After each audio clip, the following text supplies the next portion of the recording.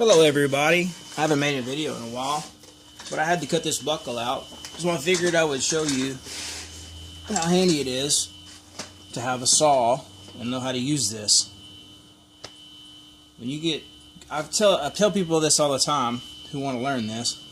When you get on this thing right here, this is where it's at. I can't stress that enough. You know, you can buy your water jet parts, laser jet parts. But if you want to create something different, you draw up on a piece of paper, and you can put it on a piece of steel, and then just cut it out. You can do it all yourself. You can cut all this out with a bandsaw, but to cut the center out, you can use this saw, or you can cut them out. But I leave a tab in here, so when I put my silver on high heat, I can dome the buckle and then put my backs on. Cut that out after I dome it, and then just clean all this up on the inside. But this right here took me about 7 minutes or 6 minutes to go from here to here all the way around. So I'm just going to show you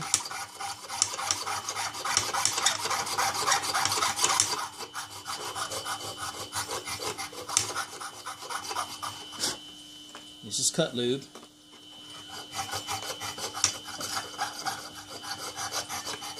You got to work it around.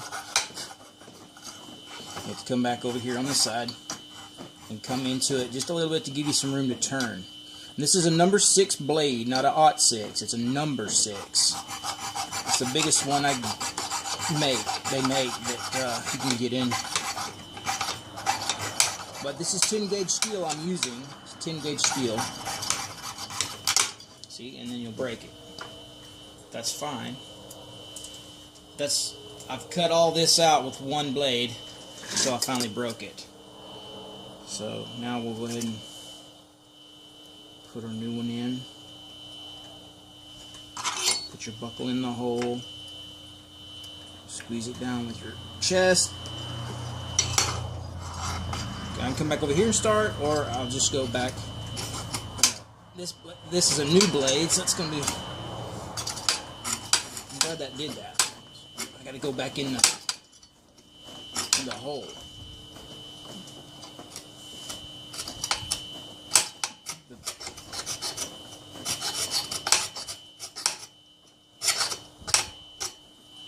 There we go. I saw this here first, so my blade was, these sharp edges were wore down. When I started over here, I did all this part first. Now,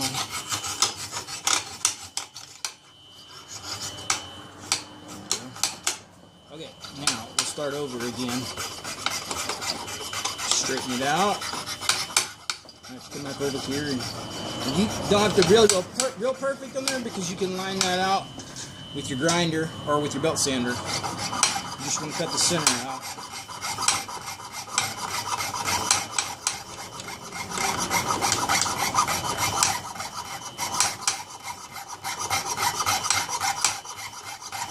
I'll do this before I lay my silver out on paper and cut those pieces out.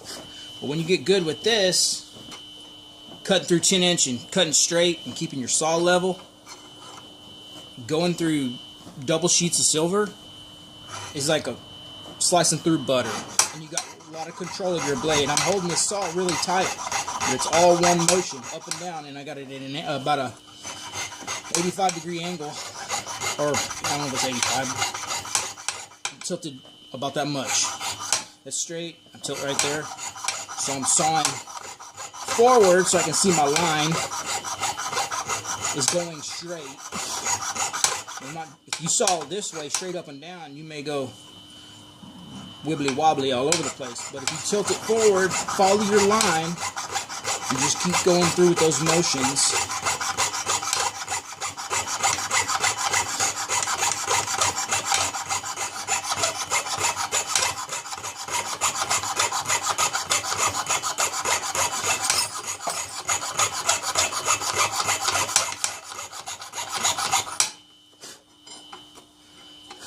That's just, you can use wax, candles.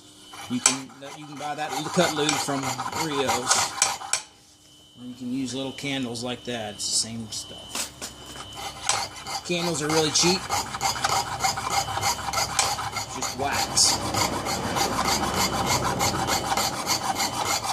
I usually save this stuff for my burrs that I use to do stones. I cut lube for those. Is really what it's for.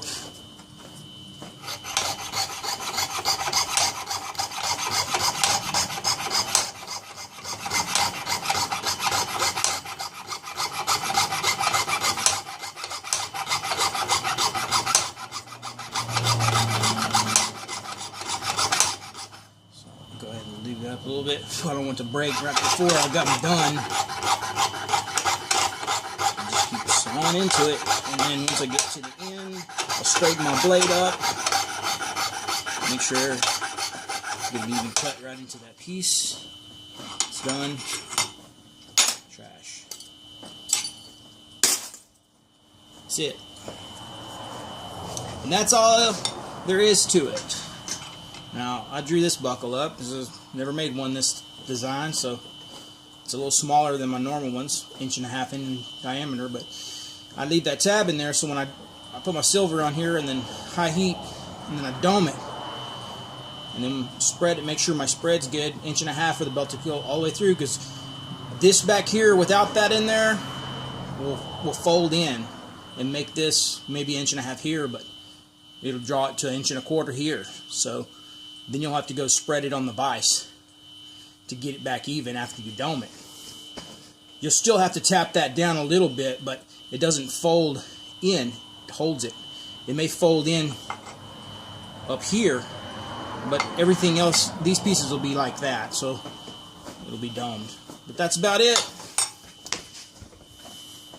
From there, you can go with smaller blades, and then you can slice through double.